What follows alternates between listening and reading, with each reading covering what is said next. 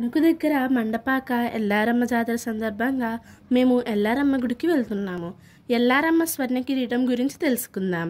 జమదగ్ని మహర్షి భార్య అయినటువంటి రేణుకాదేవి వివిధ ప్రాంతాలలో రేణుకా ఎల్లమ్మగా పూజలు అందుకుంటుంది. ప్రాచీన కాలం నుంచి గ్రామదేవతగా తన బిడ్డలను కాపాడుతూ వస్తున్న రేణుకా ఎల్లమ్మను ఎల్లరూ అమ్మగా భావిస్తుండటం వల్ల ఎల్లారమ్మగా ప్రసిద్ధి చెందింది.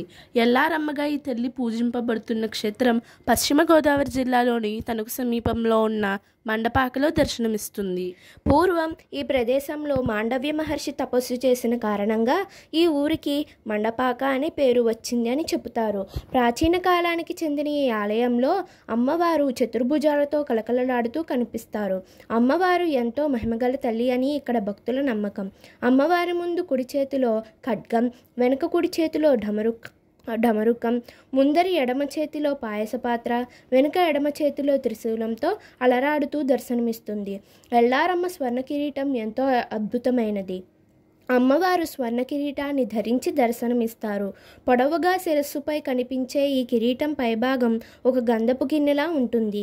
ఈ కిరీటం ఎంతో మహిమాన్వితమైనది.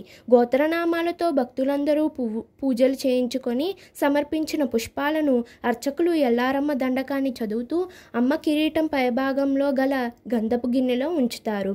భక్తులను అమ్మ కరుణించినట్లుగా ఆ గంధపు గిన్నె నుండి పుష్పములు జలజర రాలుతాయి. అలా పువ్వులు రాలితే భక్తుల కోరికలు తీరుతాయని వారు ఆనందంతో పరవశిస్తారు. భక్తులు శ్రద్ధలో గాని మొక్కుబడులలో గాని లోపం ఉన్న ఎడల ఒక పుష్పం కూడా కిందకి జారక అలాగే వేలాడుతూ ఉంటుంది. అప్పుడు భక్తులు తమ అపరాధాలను మన్నించమని ప్రార్థించగానే పువ్వులు ప్రసాదించి ఎల్లారమ్మ అనుగ్రహిస్తుంది. ప్రతి ఏడాది చైత్రమాసంలో అమ్మవారికి ఉత్సవాలు జరుగుతాయి. కన్నుల పండుగగా జరిగే ఈ ఉత్సవాలకు భక్తులు భారీ సంఖ్యలో తరలివస్తూ ఉంటారు.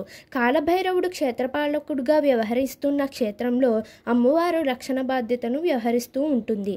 ఇది శ్రీ ఎల్లారమ్మ వారి క్షేత్ర విశిష్టత. ఇలాంటి మరెన్నో డివోషనల్ వీడియోస్ కోసం like, share and subscribe for our channel. జై ఎల్లారమ్మ తల్లి.